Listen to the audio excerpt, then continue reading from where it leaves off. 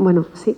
Buenas tardes, bienvenidas y bienvenidos a la cuarta jornada de Las Cosas del Campo, la segunda edición del Festival de Literatura de Interior de Antequera. Gracias por acompañarnos. Antes de nada, comentar que Raúl Quinto está a punto de llegar por cuestiones de viene desde Almería y el transporte desde las periferias, ¿no? Siempre es bastante más complicado. A ver si de una vez por todas pues conectan Andalucía debidamente. Así que Raúl se incorporará durante la marcha de este coloquio, con quien vamos a empezar, y así ya también lo presento, a Rodrigo Blanco Calderón. Vamos a hablar con él sobre Venecos, que es el libro que tiene un mes publicado en Páginas de Espumas, un conjunto de relatos. Y bueno, la razón por la que Rodrigo Blanco Calderón está aquí en un festival de literatura de interior que busca pensar el concepto de interioridad y de interior según nos marcaba o nos señalaba el camino Muñoz Rojas en el siglo XX, ¿no? En el siglo pasado. Curiosamente, Rodrigo ha escrito un libro muy siglo XXI, pero con ecos y con lenguajes con cierta melancolía, ¿no? de siglo XX, ¿no? De cómo nos comportábamos en el siglo XX. Ahora iremos indagando en cada uno de los relatos y el planteamiento que él hace. Pero decía que el motivo por el cual tanto Rodrigo Blanco Calderón como Raúl Quinto estén inaugurando esta jornada en horario de mañana se debe a la preocupación que ambos mantienen en su literatura por pensar la realidad desde un interior que es periférico, ¿no? Ayer dijimos una cosa muy interesante, y es que en conversación con Pablo García Casado, que las historias siempre están esperando ser contadas, ¿no? Que cada uno de nosotros tenemos un montón de historias, simplemente hay que saber cuándo hay que contarlas y saber mirarlas, ¿no?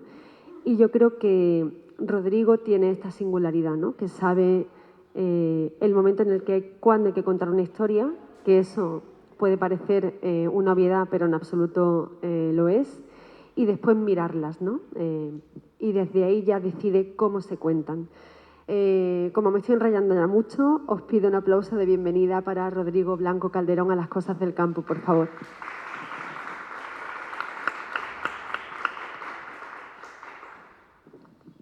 Bueno, no sé si quieres decir algo o empiezo yo directamente ya.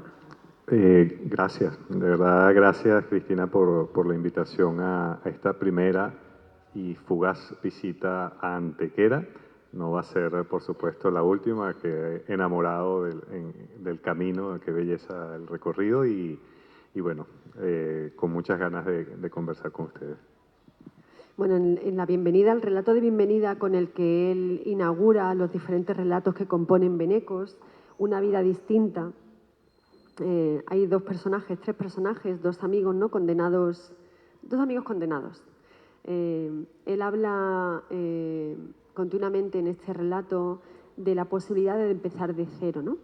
Y a mí me interesó mucho esta tarjeta de presentación o de bienvenida a este libro porque, por un lado, ya no es tanto ese que veníamos hablando en el coche de, bueno, estamos ocupando lugares que en realidad nadie quiere, o sea, ese malestar que tenemos casi todos o casi todas, ¿no? De estar ocupando lugares que no queremos y ensoñar, ¿no? Tener esa especie de fabulación o de ensoñación con otras vidas posibles, ¿no? Eso siempre pasa o exige empezar de cero. Pero mi pregunta más allá de esto es de si realmente con una vida como la actual podemos empezar de cero es, o para mí sería, sobre todo con este cuento que va con bastante mala leche, ¿no? Es decir, en el mejor sentido literario, ¿qué se entiende por empezar de cero? Porque si lo observamos desde este relato, empezar de cero es puro simulacro. Bueno, sí, ese primer relato de Venecos que se titula Una vida distinta pone en situación son puros relatos, la mayoría protagonizados por venezolanos que han emigrado o que están en el extranjero, como es mi situación. Y en ese caso se trata de la amistad entre dos viejos amigos ex adictos, ¿no? Uno en realidad exadicto, el otro todavía ejerce, ¿no? Y es un poco la idea de cómo uno de estos dos amigos parece traicionar la amistad por haber decidido, en su caso, dejar la adicción, dejar el país y empezar de nuevo, ¿no? Y cómo ese otro amigo que no ha podido dejar su adicción parece seguirlo por donde va a todas partes del mundo como una forma de reclamarle esa traición, como una forma también de recordarle que precisamente no se puede empezar de cero, ¿no? Que no hay manera de borrar el pasado, no hay manera de borrar lo que se hizo y no hay manera de dejar de ser quien se es de alguna u otra manera, ¿no? Esa es un poco la lectura de ese cuento, que no necesariamente sea una idea que yo comparta, ¿no? Digamos que a mí como venezolano me tocó emigrar hace ya más de 10 años. eh, bueno, me tocó emigrar porque en mi propio país ya no me hallaba en mi lugar, pero bueno, después uno como emigrante descubre que ese no lugar del que tú venías era tu lugar y que en realidad donde sea que tú después te encuentres, siempre va a haber una especie de jet lag existencial y emocional con tu presente, ¿no? Entonces, yo me he encontrado desde el punto de vista literario y también humano constantemente en los últimos 10 años reflexionando sobre eso, ¿no?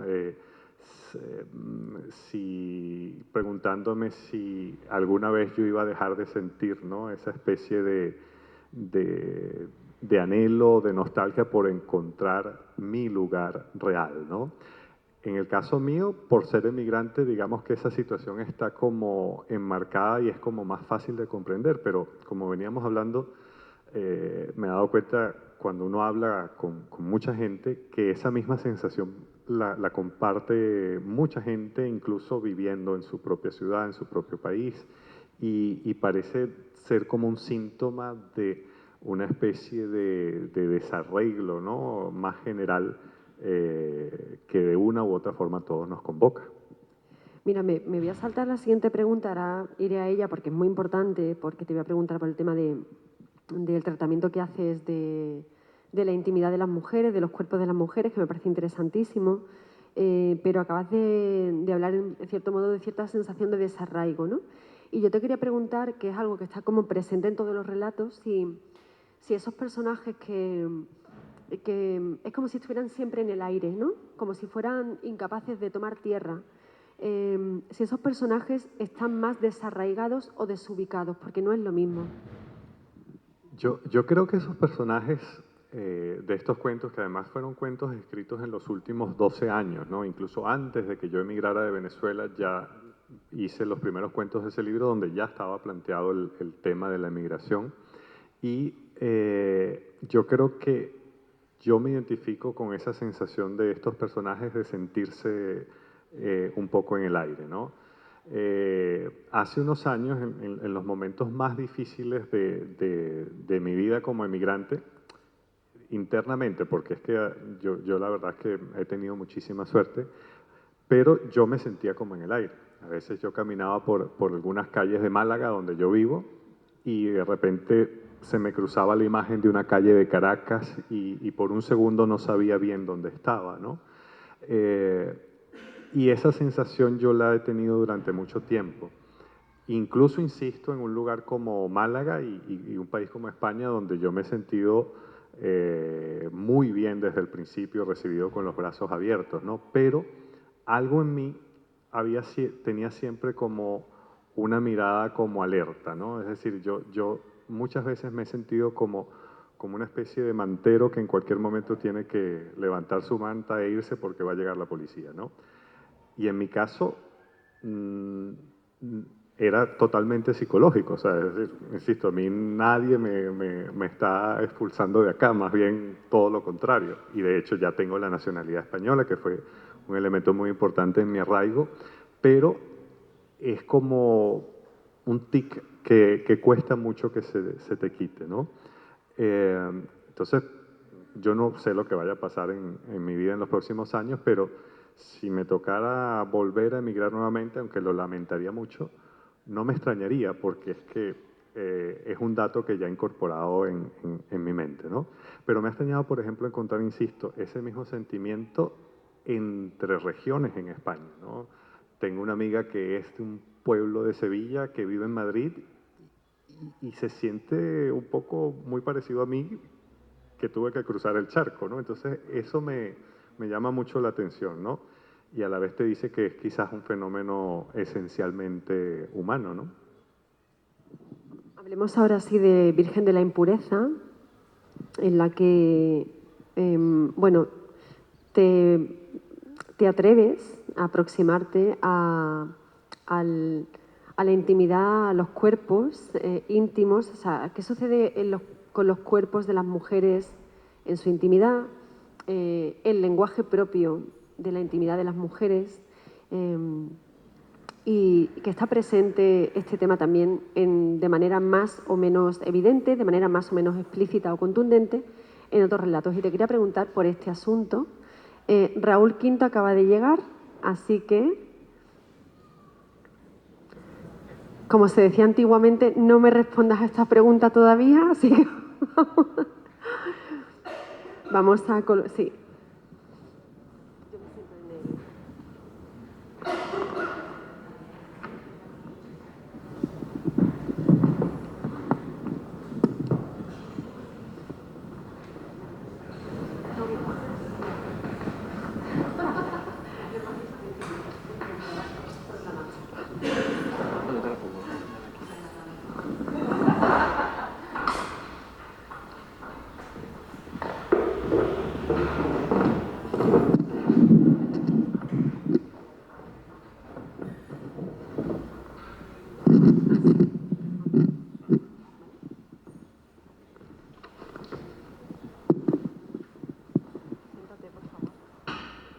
¿Te doy agua? Espera, toma.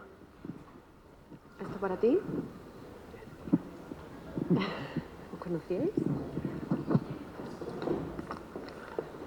Pues ala, voy a aprovechar para reclamar mejores conexiones en la periferia, Bien, muy bien. Bueno, pues esto es casi como volver a empezar, me encanta. Estábamos hablando de empezar de cero, pues mira, sí que es posible. Así que, bueno, decía al principio, así también Raúl se incorpora a la dinámica de... Ay, muchas gracias, Rodrigo.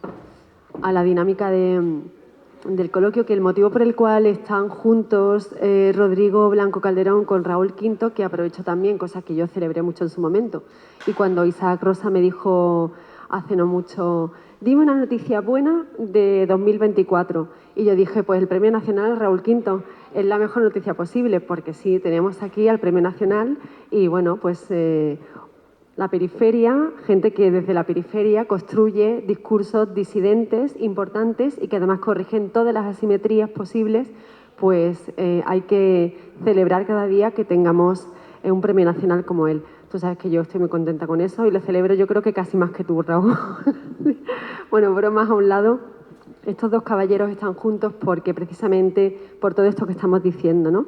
Tienen miradas disidentes en torno a lo que la literatura tiene que contar o tiene que ser o sentir incluso, ¿no? A mí me parece que los dos lo que hacen es intervenir políticamente sobre la realidad a través de su literatura y para que Rodrigo pueda, porque esto va a ser muy divertido, en un ratito Rodrigo tiene que irse y coger otro tren, entonces yo me quedaría hablando con Raúl Quinto. Y ya prometo que no va a haber más movimientos de sillas ni de escritores. Eso va a ser así. Entonces, Rodrigo, te estaba preguntando antes por el tema de la intimidad, lo íntimo, ¿no? Esa aproximación que has hecho, que no, además no te has solicitado una aproximación profunda u honda, ¿no? Sobre la intimidad de las mujeres, sino que has dejado un poco en eso la responsabilidad del lector, incorporar al lector a los relatos de, oye, yo te cuento hasta aquí, decide tú cómo va esto, ¿no? O en qué puede consistir ser mujer en el plano de lo íntimo. Y ¿por qué ese tema? ¿Por qué esa aproximación? Porque me parece posiblemente de todo lo que haces en el libro lo más curioso, ¿no? Sí, hay un elemento que para mí incluso ha sido algo de interés de ese libro de cuentos, es que la mayoría de los cuentos está narrado o por personajes femeninos directamente o desde una perspectiva femenina. Y eso no fue ningún proyecto deliberado mío. Como he dicho, esto fue un libro que se fue construyendo a lo largo de 12 años, con muchas historias que yo fui escribiendo y descartando.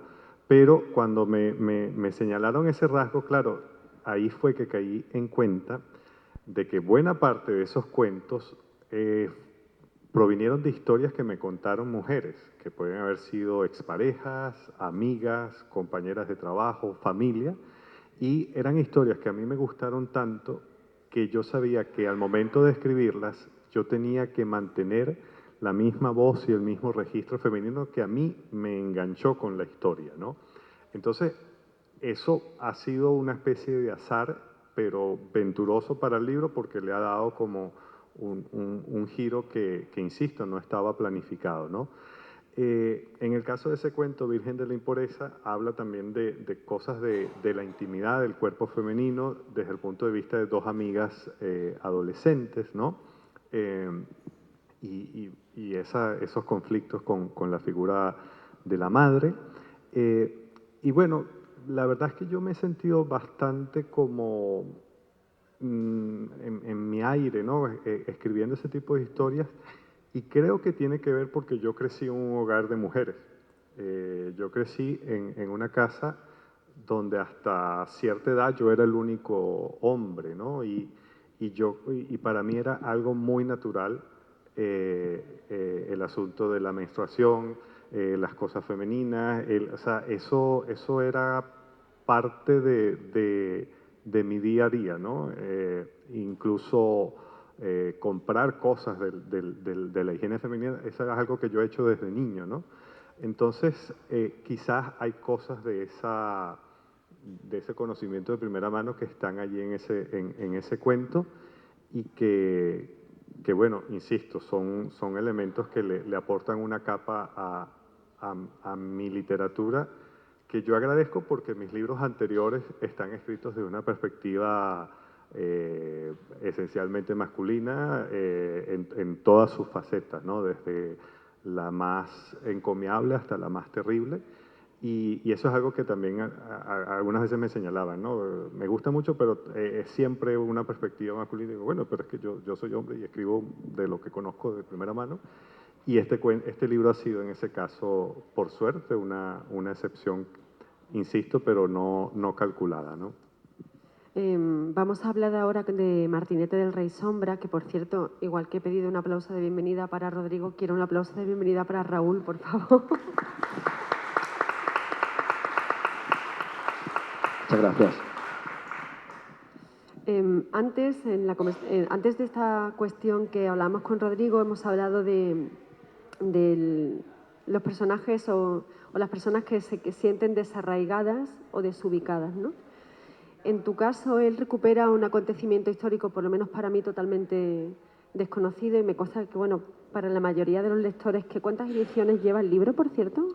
Pues está a punto de salir la sexta. La sexta edición, pues él cuenta un acontecimiento histórico de nuestro país, totalmente desconocido, además ya no solamente que haya sido llevado al olvido, sino que fue encerrado en el olvido, ¿no? Con esto quiero decir que era un acontecimiento histórico que no se intentaba tapar para que no fuera conocido, ¿no?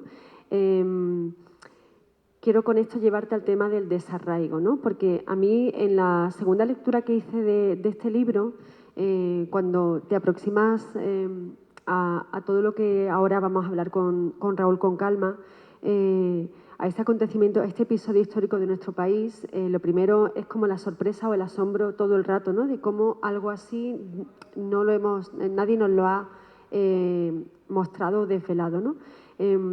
Pero cuando lo llevas a un terreno de la memoria quizá más profundo, a mí una cosa que me inquietó mucho, insisto, pero eso yo creo que puede llegar en lecturas sucesivas, es el desarraigo que puede llegar a tener un país o la memoria de un país cuando lo que te cuentan, te lo cuentan mal. Y creo que es un precio muy elevado a pagar. Bueno, lo primero es agradecer, ¿no?, que me hayáis estado esperando. He venido lo más rápido posible, ¿eh? Pero aquí estamos y aparte estoy contento de estar en Antequera porque yo estuve viviendo aquí unos meses, hace ya tiempo, y me saqué el carnet de conducir aquí en Antequera, que es complicado, ¿eh?, con estas cuestas y estas calles, así que yo soy un experto piloto gracias a Antequera, ¿vale? Entonces muy feliz, ¿no?, de estar aquí. Y en cuanto a lo que me dices es que está casi, ¿vale? Es decir, una de las cuestiones cuando hablamos de memoria histórica, teniéndolo desde un punto de vista amplio, ¿no?, de cómo recuperar la memoria, las memorias que se han ido perdiendo o que se han ido borrando por decisiones, por cuestiones ideológicas, por lo que sea, ¿no? No es una... Y me refiero tanto a lo que es más evidente como memoria histórica o a cosas como de hace 3 siglos, como las que cuento yo, o más allá, ¿no? No tiene que ver con una cuestión meramente, que lo es, ¿no?, pero una cuestión meramente política o de revanchismos o de buscar la justificación de determinadas cuestiones y tal, sino yo siempre digo lo mismo, ¿no?, que todo esto nos sirve para conocernos a nosotros mismos en la actualidad, para saber quiénes somos. Para saber quiénes somos tenemos que saber quiénes fuimos, qué hicimos, qué pasó, por qué estamos aquí y no estamos allá, ¿no? En este caso, por ejemplo, que hablo de la persecución sistemática contra el pueblo gitano a lo largo de siglos, que tiene además una persecución institucional, ¿no?, porque hablo de leyes del Estado que persiguen el borrado de la identidad gitana, que los quieren que dejen de hablar su idioma, que dejen de vestir sus ropajes, que dejen de tener las formas de vida nómadas que tenían en un comienzo.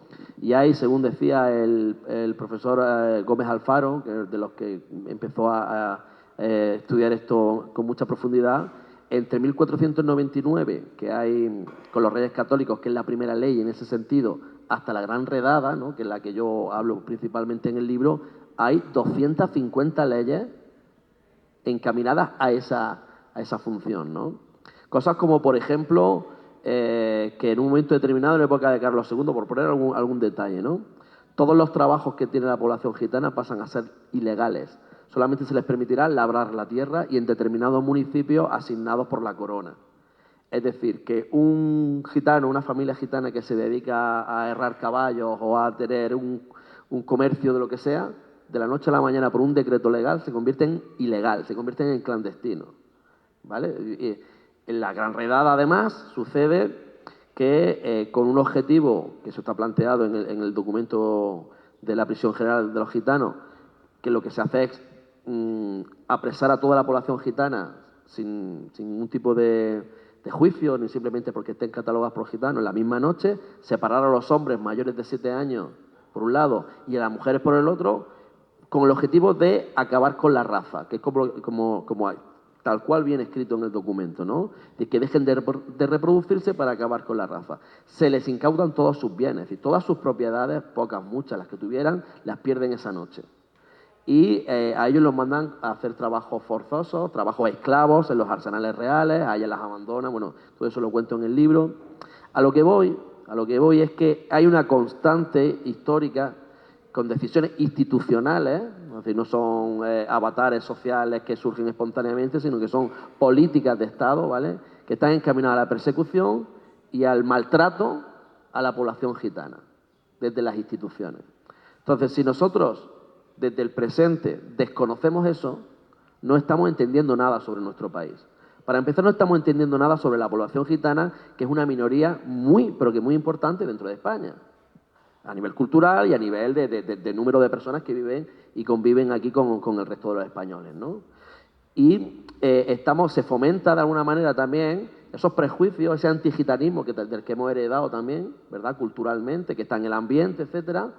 Si uno desconoce la historia, bueno, pues puede achacar a cuestiones genéticas, a cuestiones, digamos, perversas, lo que no es sino el resultado de esa historia de la que estamos hablando. Es decir, por ejemplo, por cerrar y poner el broche un poco a esto, esa desconfianza que tiene la población gitana con respecto a las instituciones del Estado y con respecto a las leyes del payo, ¿no? No es porque sean unos salvajes ¿no? Es porque esas leyes del payo los han ido a perseguir y los han machacado durante siglos. Es una mera cuestión de supervivencia, ¿no? Al final. Entonces, el prejuicio, que creo que es la antesala de bueno, lo que pasa aquí, ¿no? Del genocidio, de la persecución del diferente, etcétera. El prejuicio se puede limar si conocemos la historia. Entonces, yo creo que la historia, la memoria histórica, es importante para reconocernos en el espejo, ¿no? Rodrigo, voy contigo y así hacemos la última pregunta. Decías, yo te preguntaba antes que la sensación que cuando vas avanzando en cada uno de los cuentos, de que los personajes están siempre en el aire, ¿no? Están siempre como esa incapacidad que tienen de tomar tierra, ¿no? Aunque quieran, ¿no? El anhelo de tomar tierra, pero bueno, hay cuestiones azarosas o cuestiones que se escapan a su propio entendimiento que les imposibilita eso. Cuando alejamos, cuando digamos ampliamos el plano, ¿no? Ya que el cine es tan importante en el libro, cuando se abre cámara, la vida aparece como también gran tema, es decir, la vida como casi para un equilibrio imposible, ¿no? Todos quieren tener una vida, ¿no? Anhelan una vida, pero no saben qué hacer con la vida, ¿no? Y a mí eso me parece muy interesante. Es muy austeriano, pero no sé, claro, si los dos estamos ahora un poco como envenenados con el tema de Paul Auster y lo encuentras en lugares donde no debe estar, ¿no? Pero la vida sujeta, la vida como un destino improbable. No, bueno, ahorita que hemos estado los últimos meses hablando y leyendo mucho Paul Auster, me parece estupendo que lo encontremos en todas partes, pero claro, estos cuentos, digamos que por un lado presentan como un atractivo literario inmediato, ¿no? Que son cuentos de personajes venezolanos, tanto en Venezuela como de la diáspora, y eso, digamos que puede atraer la atención, puede haber mucho morbo por ver parte de la intrahistoria de todo lo que se cuenta de Venezuela, pero también eso es un arma de doble filo, porque se puede caer muy fácilmente en el tremendismo, o en el panfleto, o en la propaganda, ¿no? De cualquier tipo. A mí lo que me interesaba era, a pesar del trauma de estos personajes, llegar a ver cómo podían ser la vida de estos personajes, ¿no? Porque una cosa que muchas veces no se entiende cuando se habla de mi país o cuando la gente llega a ir a mi país es entender que incluso en un sistema totalitario o en una dictadura, la gente hace su vida. Trata siempre de hacer su vida como puede, de crear las formas de cotidianidad, aún en las peores circunstancias, ¿no? Y yo creo que eso es, en todo caso, el foco de mi interés en estos cuentos, ¿no? Sí, están protagonizados por personajes emigrantes, en unos a veces son víctimas, otros son victimarios, pero la clave para mí es descubrir precisamente cómo es la cotidianidad de un personaje en esas circunstancias, ¿no? Claro, es una cotidianidad, es una forma de vida que yo sí creo que está constantemente amenazada por distintos factores. A veces son factores concretos, reales, como que te puede estar persiguiendo la policía, u otras veces son factores enteramente psicológicos, internos, que ya pertenecen al propio personaje emigrante que de alguna manera nunca se siente seguro. Lo que tú acabas de decir del gitano, ¿no? Hay un modo de vida y de sobrevivencia que solo se explica cuando se tiene ese panorama histórico y más amplio, ¿no? A mí me gusta citar un verso de Rafael Cadenas, ¿no? Dice, florecemos en un abismo, ¿no? Ese verso para mí define la vida en general, pero cuando nos enfocamos en contextos particularmente conflictivos y difíciles, se refuerza, porque eso es lo que quizás me parece como más interesante y encomiable de parte de las historias que a mí me han llamado la atención, ¿no?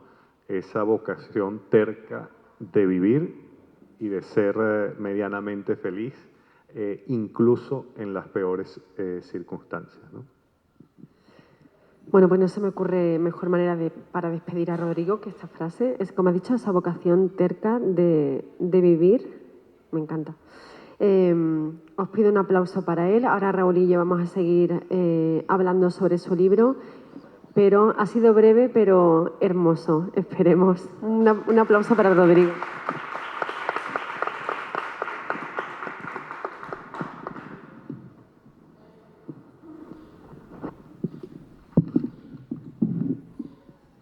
Bueno, antes has hablado del revanchismo, ¿no? O sea, a ver cuántas cosas quiero ordenar todo lo que...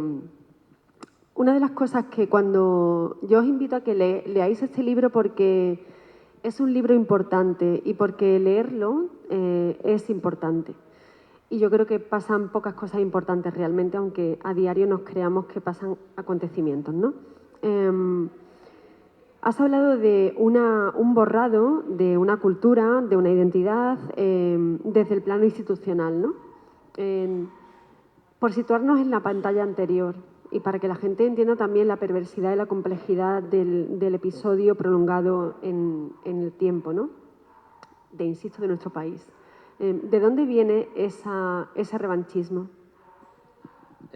Bueno, el revanchismo, cuando hablaba antes de revanchismo, me refería a que a veces, ¿no?, cuando se menta la memoria histórica, por ejemplo, cuando se habla del tema de la guerra civil o después, pues muchos quieren decir, bueno, estos quieren ganar ahora, los que no ganaron en la guerra los quieren ganar ahora, ¿no? Y entonces creo que eso es un enfoque perverso de lo que sería la memoria histórica, ¿no? Es decir, no se trata de hablar, de reivindicar todo esto para señalar, aunque acaben señalándose, evidentemente, a los culpables de todo este asunto. Sino se trata, sobre todo, para mí es prioritario, por lo que he dicho antes, ¿no?, para reconocernos en esa realidad y entender que muchas de las cosas que damos por naturales no lo son, ¿no? Y entonces acabar con esos prejuicios, acabar con ese tipo de cosas que para mí son bastante dañinas como sociedad, ¿no? Luego, claro, evidentemente aparecen señalamientos, es decir, las cosas no suceden porque sí. Cuando hay decisiones institucionales, detrás de esas instituciones hay personas concretas y instituciones concretas, ¿no? Y en este caso de la Gran Redada está la corona española, está la Casa de Borbón, está la Marina española, ejemplificada por el Marqués de la Ensenada, que era el secretario de Marina, está la Iglesia Católica, con el obispo Gaspar Vázquez Tablada y el Papa Benedicto XIV, que todos estos contribuyeron a este intento de genocidio, que es lo que fue. A pesar de que hablar de genocidio en el siglo XVIII puede ser problemático, porque son categorías, digamos, modernas, ¿no? Son categorías del siglo XX, pero si utilizamos esa lupa del siglo XX para analizar desde el siglo XXI, eso es un genocidio, que no se considera así, que no podemos, evidentemente, ni siquiera entender el concepto de racismo tal y como lo entendemos ahora a cómo podía ser en el siglo XVIII, eso también es así, pero que aquello fue una cuestión gravísima, tremenda, que afectó de lleno a una generación entera de la población gitana española y que eso ha estado, digamos, totalmente olvidado. Quiero decir, yo soy profesor de instituto, yo soy profesor de historia, ¿vale? Y no sé, esto no entra en el temario que se da, no entra. Es decir, no hay, en los decretos curriculares que nos pasan las administraciones, de estos son los contenidos, no aparece esto. En los libros de texto ni siquiera un cuadrito de estos de colorines que te dicen nada, cero. Y para mí eso es lo realmente grave. Y lo indicativo de muchas cosas, ¿no? Porque esto, que es objetivamente, creo, lo suficientemente fuerte, lo suficientemente importante como para que lo tengamos que recordar y lo tengamos que estudiar, ¿por qué no? Entonces yo me planteo a la hora de escribir este libro también intentar responder a eso, ¿no? Soy consciente de que la historia es un constructo, la historia se construye, ¿vale? Pero el olvido también, ¿no? Que se recuerda y que no se recuerda y que nos esforzamos o hacen que nos esforcemos por recordar y que no, hay algo ahí sobre lo que hay que ahondar, ¿no? Y en este caso, pues, por ahí podemos sacar muchas líneas, ¿no? De cómo, voy a intentar atar aquí algunos cabos, ¿vale? Cuando hablamos de mira, el pueblo gitano llega a España, precisamente se están cumpliendo ahora, en este año, 600 años de la llegada de los primeros grupos de migrantes egipcianos, que es como se les llamaba en aquel primer momento, a la península, ¿no? En 1425. Ya en 1499 está la primera ley en época de los Reyes Católicos que les dice a los gitanos que tienen que dejar de hablar su lengua, que tienen que dejar de vestir su ropaje y que tienen que dejar de ser nómadas, ¿vale? Si no, se tienen que largar de los reinos. Si se les pilla, se les va a azotar, se les va a torturar y se les va a combinar a irse otra vez. Si se les pilla por segunda vez desobedeciendo esto, se les cortarán las 2 orejas. Eso estaba establecido en la ley de 1499. Bien, si entendemos un poco el contexto general de esa época, que es la que cuando en el siglo XIX aparece la disciplina, digamos, de historia y de historia de España. La historia, tal y como la entendemos, es una disciplina académica que surge en el siglo XIX, además de la mano del nacionalismo. Muchas veces lo que se hace es una construcción, digamos, de un pasado que encaje como una horma, ¿no?, en la idea de nación que se está construyendo en ese momento. Eso pasa en Francia, pasa en España, pasa en todas partes, ¿no? Cuando en el siglo XIX se quiere buscar una raíz, que ahora se repite muchísimo, ¿no?, de lo que sería el origen de la nación española moderna, se apela constantemente a los Reyes Católicos, ¿no? Los Reyes Católicos dicen unificaron España, eso es muy matizable, etcétera, ¿no? Pero hay algo ahí, ¿no? Y ese relato histórico que se ha ido, apela constantemente a ese momento de los Reyes Católicos. Bueno, pues los Reyes Católicos en 1499, en esa construcción de eso que luego va a ser España, quieren borrar a los gitanos. En 1492 decretan la expulsión de los judíos. En 1500, 1501 rompen las capitulaciones de Santa Fe, por las cuales le habían prometido a los nazaríes del Reino de Granada, ¿verdad?, que iban a respetar sus costumbres, sus lenguas, su vestimenta, su religión, etcétera, y de repente rompen esas capitulaciones y se inicia una persecución y un arrinconamiento hacia los moriscos que acabará en época de Felipe III con la expulsión de los moriscos, ¿no? Es decir, que la idea de la construcción de la nación española sea más o menos mítica, ¿vale?, sea más un producto de mistificaciones nacionalistas o no, pero se construye con la expulsión o el intento de borrado de aquello que no casa con esa homogeneidad nacional católica, ¿no?, en términos que podamos entenderlo. Es curioso, entendiendo eso, que se pregunta a cualquiera sobre la expulsión de los judíos, todo el mundo sabe que los judíos fueron expulsados con los Reyes Católicos. Si hablamos de los moriscos, todo el mundo tiene ciertas, ¿no?, nociones de que los moriscos también fueron expulsados, que estuvieron aquí, que pasó esto y que pasó lo otro. Sin embargo, de esta persecución sistemática de los gitanos, que son de todos estos pueblos, digamos, disonantes con respecto a la homogeneidad, los únicos que permanecen en territorio español a día de hoy, de esto ni rastro, ¿no?, en nuestra memoria. Ni rastro tampoco en la memoria ni interés por parte de esa disciplina académica de la historia en el siglo XIX y gran parte del siglo XX en sacar a la luz esto. Y esto lo planteo como algo que es un hecho en sí, ¿no? Ya las interpretaciones de por qué esto es así, de por qué esto ya nos podemos poner aquí a discutir y cada uno tendrá una idea. Yo tengo las mías, ¿vale? Las expongo algunas de ellas sutilmente en el libro, ¿no? Pero esto es una realidad. Es decir, ha habido como un esfuerzo porque esto no se recuerde. Un esfuerzo que a veces es producto de la pura inercia, ¿no?, y de reproducir esquemas que se van reproduciendo y no se plantean mirar hacia otro lado, ¿no? No es hasta los principios de los años 90 donde hay el primer estudio más o menos serio, que es de Gómez Alfaro, precisamente el que he citado antes, sobre la Gran Redada, donde viene un señor y se dedica a buscar documentos y hace una pequeña publicación donde le pone nombre a la Gran Redada, le pone fechas, le pone datos, saca cosas. Hasta entonces no sabía, los documentos estaban ahí, las fuentes estaban ahí, pero no había habido un interés por parte de la historia oficial en estudiar esto. Estoy hablando de hace 30 años, ¿vale? 30, 40 años a lo sumo, lo cual es muy, en mi opinión, muy, muy llamativo, ¿no? Has dicho que obviamente se ha hecho un esfuerzo además muy bien medido, ¿no?, y muy bien armado para que no se recuerde, ¿no? Pero fíjate, por arrojar también un poco de luz, ¿no?, en esto, en verdad, en un libro, ¿no?, que te va generando un malestar, ¿no? Te va incomodando, ¿no? Es una incomodidad para mí muy necesaria, ¿no? Yo creo que hay incomodidades que hay que evitar y aprender a convivir con ellas, ¿no? Pero en ese esfuerzo, precisamente, como acabas de decir, para que no se recuerde, hay una cosa en esto de siempre mirar un poco hacia la esperanza, ¿no? Que es el lenguaje. El lenguaje, hay ciertas palabras que vienen de la identidad de la cultura gitanas que han llegado a nosotros, ¿no? Y que, bueno, pues está ahí, logró escapar, ¿no? Es como una cosa que estuvo por encima de todas esas capas, texturas totalmente dirigidas desde las diferentes instituciones o categorías institucionales por borrar automáticamente todo lo que tuviera vinculación con la identidad gitana, salvo las palabras que hoy, a día de hoy, forman parte de nuestra identidad como país. Claro, si es que el tema es ese. Es decir, aquí hay un...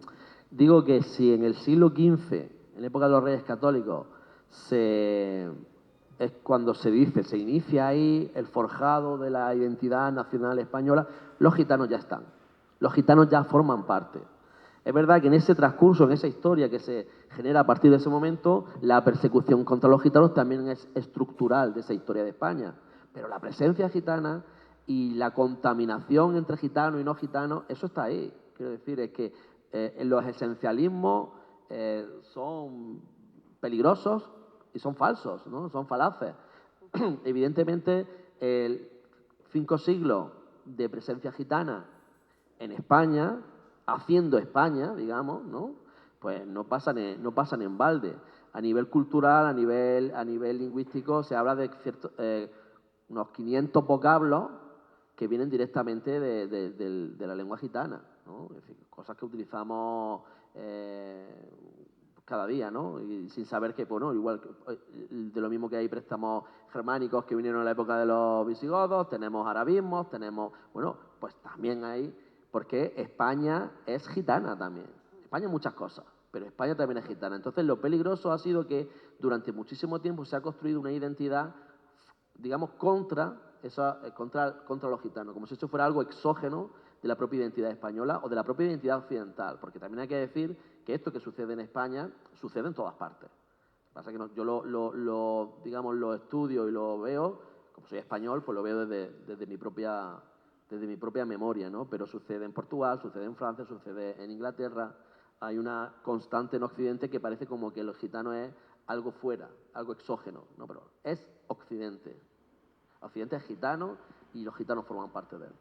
Y ya por terminar, y sobre este tema que siempre es muy interesante, es decir, ¿qué tipo de inercias vinculadas a lo hegemónico, ¿no? A lo monolítico, han impulsado o han auspiciado que de manera global, ¿no? En el plano de Occidente, la categoría Occidente, ¿no? Sí. Hayan auspiciado, permitido que se considere lo gitano como algo ajeno a lo humano, porque es que para mí lo más terrible y lo más devastador de todo lo que cuentas, y de hecho amplificado, ¿no? Al resto de Europa, por ejemplo, es que no eran considerados dentro de la categoría humana. Claro, pero es que eso, yo aquí en este libro, que va de muchas cosas, ¿no? Va de la persecución concreta contra los gitanos en el siglo XVIII, pero también va de algo que pasó con otros pueblos y que sigue pasando en la actualidad con otros colectivos, ¿no? Que es como se forja, por parte de determinados poderes, se forja la idea de un otro, ¿vale? Al que se le deshumaniza, efectivamente, como tú bien dices, y que se le achacan todos los males posibles y se los convierte en chivos expiatorios, etcétera, ¿no? Esa construcción perversa del otro, de la otredad, que hemos visto ejemplos que han llegado a extremos brutales, como este de la Gran Redada, o como el Holocausto judío en la Segunda Guerra Mundial, perpetrado por los nazis, donde, por cierto, también en Auschwitz, en esta solución final, también perseguían a los gitanos porque también buscaban su extinción, ¿no? Dentro de esos planes de higiene racial, ¿no? De los que decían los alemanes. Y eso que ha ocurrido y que sigue ocurriendo en la actualidad de manera muy evidente, por ejemplo, si uno ve cómo se justifica la matanza, el genocidio que está viendo ahora mismo en Gaza, es porque desde el punto de vista, digamos, sionista, no son humanos aquellos, son subhumanos. Entonces, como no hay una forma de empatizar con aquello que no es igual que tú, ¿no? Entonces, el primer paso para llegar a esas situaciones tan brutales, ¿no? Como yo describo aquí o como están sucediendo ya digo, en Gaza y tal, es la deshumanización del otro. Construir un otro y luego a ese otro deshumanizarlo, ¿no? Los pasos se dan, hay pasos más largos, más cortos, el final del camino es ese. En la actualidad, en Europa y en Occidente, se está dando paso a esa deshumanización, por ejemplo, con la construcción que se está haciendo del migrante, ¿no? Cómo se está construyendo, digamos, la idea del inmigrante. Fíjate lo que está ocurriendo en Estados Unidos, que quizás de manera mucho más palmaria, mucho más evidente, ¿no? Todos los inmigrantes son iguales, todos los inmigrantes son perversos, todos los inmigrantes son delincuentes, todos los inmigrantes son lo peor y por tanto hay que tratarlos como tal a todos, ¿no? Y ahí tenemos ejemplos de personas, como pasó la Gran Redada, ¿no? Personas que no han cometido ningún tipo de delito y que están en esa cárcel de El Salvador tan siniestra, ¿verdad? Y que ni siquiera son delincuentes, simplemente que como eran inmigrantes lo han cogido, lo han llevado para allá y ahora están ahí, ¿no? Y es muy perverso y eso está pasando en Estados Unidos y hay mimbres para que pase en toda Europa también, ¿no? Por lo cual yo creo que este libro y lo que cuenta sobre la Gran Redada, sobre lo que cuenta sobre esa construcción perversa del otro y de esa deshumanización, es una advertencia también hacia el presente, ¿no? Porque hay cosas que han ocurrido y que la historia se empeña en demostrarnos que pueden volver a ocurrir, ¿no? Bueno, pues vamos a poner fin ya a este coloquio. Agradeceros que hoy las temperaturas han subido considerablemente, que nos hayáis acompañado. Aprovecho para recordaros que esta tarde tenemos a las 6 a Sergio del Molino en conversación con el filósofo José Carlos Ruiz y que a las 7 tendremos a Jorge Freire en conversación con Lorena Sánchez. Y os pido un aplauso de agradecimiento y de cierre para una pregunta. Vale, venga, sí. Espera, voy el micro, a ver si... Aquí hay un micro, si lo pueden... Un segundo, para que quede grabado, por favor.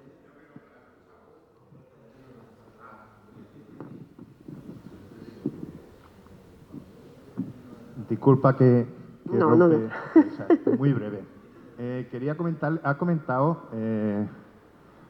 usted esa persecución institucional contra gitanos, contra judíos y contra moriscos durante siglos, institucional. Quería preguntarle, y ahora le explico un poco el sentido de la pregunta, ¿la sociedad española a esa persecución cómo responde en conjunto? Se lo pregunto, le añado un pequeño detalle. Aquí en Antequera, cuando se decreta la expulsión de los moriscos, el Ayuntamiento de Antequera toma varios acuerdos rogando al rey que permita la permanencia en Antequera, creo recordar ahí una de las cartas, de 20 casas de moriscos. La razón que alegan, que son los que cultivan la seda.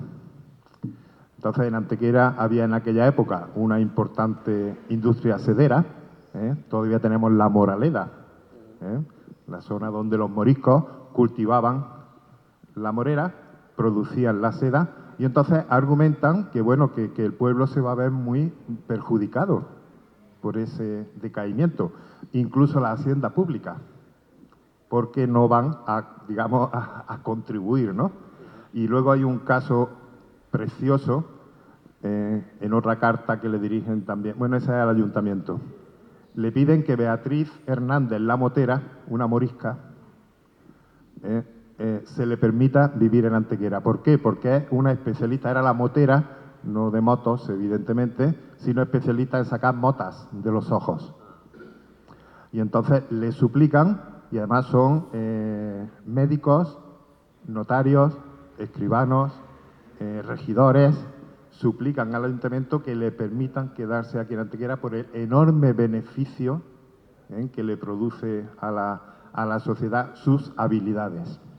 Entonces, la pregunta en síntesis, ¿la respuesta de la sociedad, este caso de Antequera, son excepcionales o cómo va eso?